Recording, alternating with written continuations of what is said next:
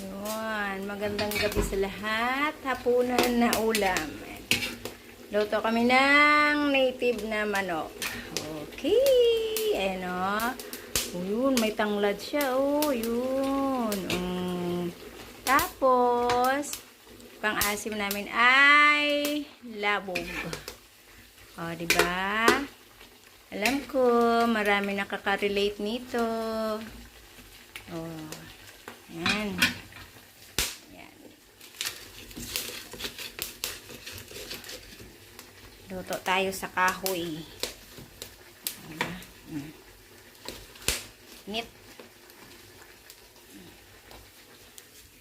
Ayan ang kanilang mga kahoy ito.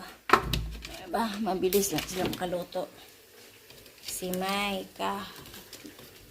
Malakas yung apoy nila. Si may kawayan. Diba?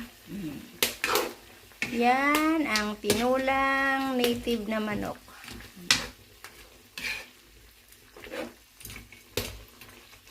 Alaga yan ang aking kuya. Kinatay niya kasi bukas babalik ang pamangkin kong maganda. Hindi niya narinig. Yan. Takipan muna natin para lumambot siya. Tapos, lagyan natin siya ng dahon ng sili. Ayan. O, diba? Yan o, lakas ng apoy. O. Kaya, mabilis kang makaluto. Tapos, mayroon kami dito, ano. Sino may gusto nito, guys? O, alam nyo ano yan? Lalaki ng mangga, no? Yung meron tayo kanina, ano no, yung malalaki no, yung buo pa. Ah, Ito yan?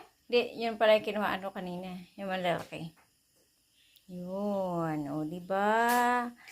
Mangga. O, sino may gusto? Uy, tulo laway. Yummy.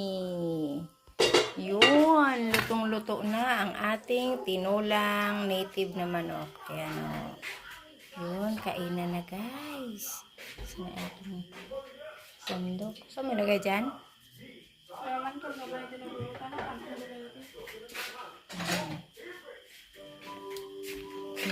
Wow, diba? Tsalap! May tanglad pa yan. Umuusok-usok pa. Oh. Diba no? Yummy! Magmumukbang na naman tayo ngayong gabi.